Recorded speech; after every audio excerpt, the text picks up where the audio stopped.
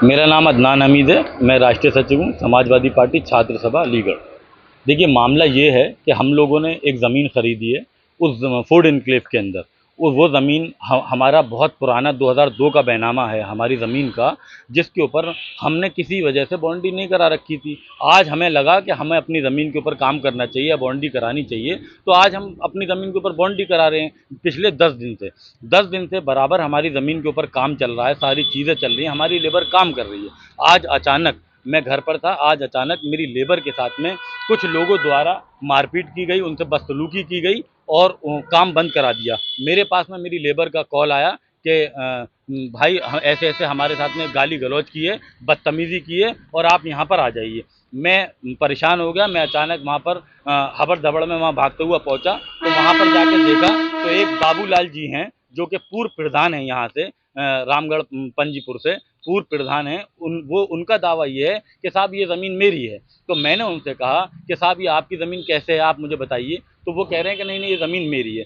मैं अब वहाँ पर ये पुलिस भी आ गई, बराबर फूड एन्क्लेव के अंदर किसी न किसी ज़मीन के ऊपर ये लोग विवाद डालते रहते हैं, इनका यही काम है। और ये भूमाफियाओं द्वारा जो लोग ज़मीन के मालिक होते हैं उनको इस तरीके से परेशान किया जाता है, वो अपनी ज़मीनें बेचारे नाहक छोड़ देते हैं। तो मैं ये कहना चाहता हूँ आपके माध्यम से सरकार से और अपने प्रशासन से कि ऐसे भूमाफियाओं पर सरकार को, प्रशासन को सख्त से सख्त लगाम लगानी चाहिए कि लोगों को परेशानी ना दी जाए। क्योंकि मैं वहाँ पर काम करता हूँ और मैं बराबर काम कर रहा हूँ। मेरे साथ में सज्जाद भाई मौजूद हैं जिन्होंने पूरा फूड एन्क्लेव ईमानदारी से एक नंबर से पूरा फूड एन्क्लेव काटा, पूरा फूड एन्क्लेव इन्होंने बनाया, सबको बेचा। आज भी इन्हीं का मकान यहाँ पर है और ये क्या कहते हैं, एक एक आदमी के साथ में आज भी खड़े हुए हैं। बाकी की बात आप सज्जाद भाई से जान सकते हैं। ये कुआरसी थाने का मामला है, चौकी है क्या कहते पटवारी नगला चौकी। जी, मैंने चौकी इंचार्ज साहब से मेरी बात हुई, लेकिन कहीं न कहीं मुझ पे ही प्रेशर करने का काम बनाया जा रहा है, मुझ पे ही कहीं न कहीं प्रेशर बनाया जा रहा है। तो मैं ये देख रहा हूँ कि पुलिस का भी झुकाव उधर की तरफ है, भूमाफियाओं की तरफ। तो मैं ये आपके माध्यम से माँग करना चाहता हूँ अपने प्रशासन से, कप्तान साहब से, सीओ साहब से, माननीय योगी आदित्यनाथ जी से कि ऐसे भूमाफियाओं के खिलाफ सख्त से सख्त कार्रवाई करने का काम किया जाए। और देखिए, मेरे पास में कोर्ट का ऑर्डर भी है। अब आप मुझे बताइए कि मेरी ज़मीन जो है उसकी संख्या, उसका खेत नंबर 372 है। मेरा 2002 का बैनामा है, मेरा किसान से बैनामा है। सज्जाद भाई जो मीडिएटर थे, जिन्होंने खुद खरीद के सारी ज़मीनों को बेचा, वो मेरे साथ में खड़े हुए हैं। अब आप मुझे बताइए कि मैं अपनी ज़मीन कैसे छोड़ दूँ। मेरा नाम मोहम्मद सज्जाद खां है। ये फोर्ट इनक्लेव 1990 से हम 4 लोगों ने मिलकर इसकी कॉलोनी बनाई थी।